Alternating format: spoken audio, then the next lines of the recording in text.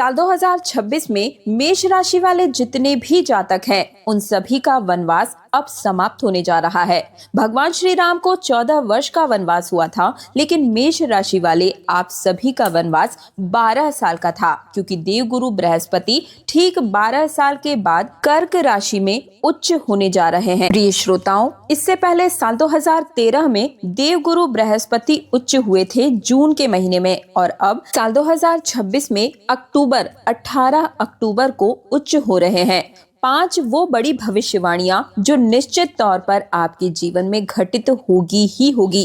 दीपावली के बाद ये बिल्कुल ही तय है, इसको कोई भी बदल नहीं सकता, कोई भी रोक नहीं सकता। तो आइए आज के इस वीडियो में इसी विषय पर मैं बात करूंगी। एक एक करके सभी 12 राशियों का राशिफल हम रोज हमारे चैनल पर जानेंगे, इसलिए आप सभी से निवेदन है कि चैनल तीज त्योहार और धर्म को सब्सक्राइब करके पास वाले बेल आइकन को जरूर प्रेस कर दीजिएगा, ताकि आने वाले जितने भी तीज त्योहार हैं उन सभी के शुभ मुहूर्त, पूजा विधियां, उपाय और आप सभी का राशिफल हर रोज आपको सबसे पहले मिलता हुआ चले जाए। साथ ही इस प्यारी सी वीडियो को लाइक कर दीजिएगा, ताकि मुझे समझ में आ सके कि आप सभी राशिफल जानने में इंटरेस्टेड हैं। इसके अलावा अगर आप अपनी डेट ऑफ बर्थ और स्थान के हिसाब से अपना राशिफल जानना चाहते हैं तो मुझे कमेंट सेक्शन में आप सभी अपना नाम, डेट ऑफ बर्थ, स्थान और राशि लिख भेजिएगा। राशि अनुरूप जो अलग से आप सभी के लिए उपाय बनता पड़ेगा वो मैं आप सभी को रिप्लाई के माध्यम से ही बता दूंगी। तो आइए जान लेते हैं आज की इस वीडियो में मेष राशि आप सभी के लिए 2026 में क्या कुछ विशेष लेकर आया है और क्या कुछ विशेष अशुभ आप सभी को देखने को मिलेगा। आज की ये भविष्यवाणी मेष राशि वालों के लिए इतिहास बदल देने वाली है, इसलिए इसे अंत तक जरूर ही देखिएगा। देखिए, देवगुरु बृहस्पति ज्ञान, भाग्य, धन और विस्तार के देवता हैं। अब 12 वर्षों के बाद फिर से ये उच्च होने जा रहे हैं। 18 अक्टूबर 2025 से कर्क राशि में प्रवेश कर रहे हैं। 2013 में जब बृहस्पति इस स्थान पर थे तो बहुत बड़े बड़े बदलाव हुए थे, और अब फिर से वही समय लौट कर आ रहा है। लेकिन इस बार दीपावली के बाद 5 ऐसी घटनाएं हैं जो निश्चित रूप से होंगी, जिन्हें कोई भी रोक नहीं सकता, कोई बदल नहीं सकता। आपके सुख, कैरियर, धन, माता, भाग्य और हर तरह से आप प्रभावित होने वाले हैं। मेष राशि वाले जितने भी जातक हैं इनके चतुर्थ भाव में बृहस्पति बैठे हुए हैं, जो कि सुख भाव में उच्च होकर बैठे हैं। ये भाव ये दर्शाता है कि आपके जीवन में घर, संपत्ति, माता, वाहन और मानसिक शांति, घरेलू समृद्धि आपके जीवन में अब प्रवेश करने जा रही है। बहुत ही बड़े शुभ परिणाम इससे आपको मिलने वाले हैं। घर, गाड़ी, संपत्ति में बड़ा लाभ होगा। नया घर खरीदने के योग बन रहे हैं। अगर आपने रियल एस्टेट में निवेश किया हुआ है तो भारी आपको लाभ मिलने वाला है। वाहन खरीदने का भी सौभाग्य मिलेगा। पारिवारिक सुख में वृद्धि होगी। माता का प्यार मिलेगा, आशीर्वाद मिलेगा। माँ के स्वास्थ्य में सुधार होगा। उनके साथ साथ ही भावनात्मक जुड़ाव मजबूत होगा। घर में धार्मिक वातावरण बढ़ेगा। इसी के साथ ही बृहस्पति की 5वीं दृष्टि अष्टम भाव पर है, जो कि रहस्य, आयु, ससुराल और अचानक से लाभ प्राप्त करवाता है। छुपा हुआ धन आपको प्राप्त हो सकता है। विरासत, बीमा, ससुराल से लाभ हो सकता है। आध्यात्मिक और गूढ़ विद्या में आपकी रुचि बढ़ सकती है। पुरानी बीमारियों से अब छुटकारा मिलने वाला है। वहीं 7वीं दृष्टि दशम भाव पर है, जो कि कैरियर के लिए सबसे उत्तम है। नौकरी में प्रमोशन मिल सकता है। नया व्यवसाय या नया बड़ा विस्तार हो सकता है। समाज में मान सम्मान और पहचान दिलाएगा। पिता से सहयोग और गर्व महसूस होगा। इसके अलावा इस साल आपके कुछ खर्चे बढ़ेंगे, लेकिन शुभ कार्यों में। कुल मिलाकर ये गोचर आपके लिए सुख, कैरियर, धन और आध्यात्मिक उन्नति लेकर आया है। सब कुछ लेकर आया है। 12 साल की कठिनाइयां अब आपको सफलता में बदलती हुई नजर आएगी। निश्चित रूप से ये 5 बड़ी घटनाएं आपके जीवन में होगी, जिनमें पहली बड़ी घटना घर, जमीन, वाहन पक्का लाभ दिलाएगी। नौकरी, व्यापार में तेजी और प्रगति होगी। धर्म और आध्यात्मिक रूप से आपकी गहरी रुचि बढ़ती हुई ही नजर आ रही है। विदेश से जुड़ाव या फिर मौके आपको विदेश जाने के मिल सकते हैं। इसी के साथ में पारिवारिक और शांति मिलेगी। माता का विशेष रूप से इस साल आपको आशीर्वाद प्राप्त होगा। लेकिन इस साल आपको कुछ सावधानियां भी बरतने की आवश्यकता है, जिनमें खर्च का सही योजना बनाएं। स्वास्थ्य में आप पेट और लिवर तेवर का ज्यादा ध्यान रखिएगा। अवैध या फिर जोखिम से भरे हुए निवेश करने से बिल्कुल बचिएगा। इसी के साथ में गुस्से और जल्दबाजी से बिल्कुल दूर रहिएगा। किसी भी पैसे रुपए के खर्च में 2 बार जरूर ही सोचिएगा। गुस्से पर कंट्रोल करना है और किसी भी कार्य निर्णय में जल्दबाजी बिल्कुल भी न बरतें। किसी के ऊपर भी जरूरत से ज्यादा भरोसा ना करें। मेष राशि वाले जातकों के ऊपर शनि की 7.5 का प्रभाव इस साल भी कुछ देखने को मिलेगा, लेकिन ये बिल्कुल भी ऐसा नहीं है कि 7.5 चल रही है तो ये आपके लिए अशुभ ही हो या विनाशकारी ही हो, ऐसा बिल्कुल नहीं है।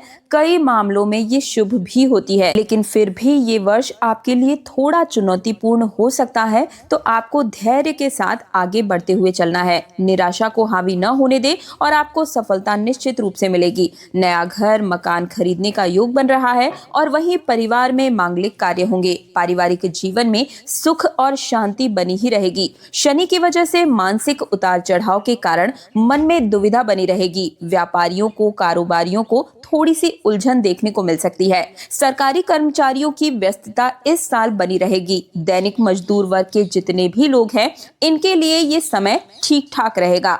माता पिता का स्वास्थ्य गड़बड़ हो सकता है और लेकिन संतान पक्ष से कुछ अच्छा समाचार आपको मिलेगा। पति पत्नी में थोड़े बहुत मतभेद देखने की स्थिति इस साल भी नजर आ रही है।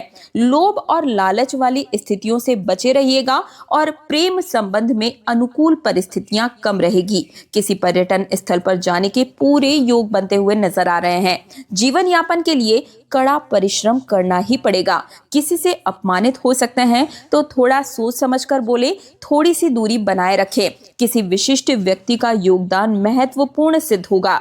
स्थान परिवर्तन के पूरे योग बन रहे हैं। देखिए, मेष राशि के जितने भी जातक हैं, इनकी जन्म राशि के जो स्वामी है वो मंगल हैं और भाग्य के स्वामी गुरु है, जो साल भर आपको मजबूत बनाए रखते हैं। इस साल आपको कई नए अवसर और जीवन में बड़े बदलाव देखने को मिलेंगे। अगर मैं कैरियर और नौकरी की अलग से बात करूं तो साल की शुरुआत से मध्यम यानी कि मध्य से बेहद मजबूत कैरियर बनेंगे। नौकरी में नई जिम्मेदारियां मिल सकती है। प्रमोशन या फिर वेतन में वृद्धि होगी। सरकारी क्षेत्र या फिर बड़ी कंपनी में अवसर मिल सकते हैं। नए प्रोजेक्ट आपकी पहचान को बढ़ाएंगे। अगर बात करूं महीने की तो अप्रैल से लेकर जून के बीच में सहकर्मियों से मतभेद न होने दें, इस चीज का खास रूप से ध्यान रखिएगा। कैरियर में तरक्की के लिए आप सभी को मंगलवार को हनुमान चालीसा का पाठ जरूर ही करना है। व्यवसाय यानी कि बिजनेस वर्क के जितने भी लोग हैं, साझेदारी में सफलता मिलेगी। धन प्रभाव अच्छा बना रहेगा। विदेश व्यापार में लाभ होगा और नया स्टार्टअप अगर आप शुरू करना चाहते हैं तो बहुत ही अच्छे योग बन रहे हैं। अक्टूबर से लेकर नवंबर में निवेश सोच समझकर ही कीजिएगा। तो बहुत कुछ अच्छा भी है, बहुत कुछ बुरा भी है, लेकिन जो बुरा है उसे रोकने के लिए आप क्या कर सकते हैं? मंगलवार को गुड़ चना का भोग हनुमान जी महाराज के चरणों में समर्पित कीजिए। हनुमान जी को सिंदूर और चमेली का तेल चढ़ाएं। ओम क्राम क्रीम क्रौम सह भौमाय नमः मंत्र का जाप करें। लाल कपड़े और लाल रत्न आपके लिए बेहद ही शुभ है। ये आप किसी भी मंगलवार के दिन कर सकते हैं। पूरे साल के अगर सार की मैं बात करूं तो साल 2026 भाग्य धन और सफलता का वर्ष है। बस धैर्य और विनम्रता साथ में रखिएगा। एक बात मैं आप सभी से कहना चाहूंगी कि ये एक सामान्य राशिफल है जो 100% सत्यता तभी होगी जब आपकी व्यक्तिगत जन्म कुंडली, दशा, गोचर और हाथ की रेखाओं का परीक्षण किया जाए। अगर आप खूब मेहनत कर रहे हैं पर सफलता दूर है, सफलता मिल नहीं पा रही है, आय तो है पर बचत नहीं हो पा रही है, विवाह, कैरियर, स्वास्थ्य या फिर परिवार में बाधाएं बनी ही रहती है, चाहे आप कितनी भी कोशिश कर लें लेकिन कुछ न कुछ हमेशा बिगड़ा हुआ रहता है, मुकदमे या फिर जमीन जायदाद में काम अटके पड़े हैं, तो ये सीधे सीधे ग्रहों के बिगड़ने का योग का परिणाम होता है। तो अगर आप अपनी पर्सनल डेट ऑफ बर्थ के आधार पर राशिफल जानना चाहते हैं तो कमेंट सेक्शन में आप मुझे अपना नाम, डेट ऑफ बर्थ और इसी के साथ में स्थान लिख भेजिएगा। आपकी राशि कुंडली के आधार पर जो कुछ उपाय बनता पड़ेगा मैं वो आपको रिप्लाई के माध्यम से कमेंट सेक्शन में ही बता दूंगी। साथ ही चैनल को सब्सक्राइब जरूर ही कर लीजिएगा, क्योंकि हर दिन करके एक एक करके आप सभी के राशिफल का हाल बताऊंगी और साथ ही में तीज त्योहारों से जुड़े रहने के लिए तीज त्योहार और धर्म को सब्सक्राइब करके पास वाले बेल आइकन को जरूर प्रेस कीजिएगा, क्योंकि मेरे चैनल पर आप सभी को शुभ मुहूर्त, पूजा विधियां, उपाय और राशिफल के साथ साथ ही क्या कुछ विशेष साल भर में आप सभी के लिए होगा, हर एक जानकारी आपको इस चैनल पर मिल जाएगी। तो वीडियो को लाइक करके चैनल को सब्सक्राइब जरूर कर दीजिएगा। मैं दिव्या आप सभी से आज्ञा चाहूंगी। जय श्री राम, हर हर महादेव।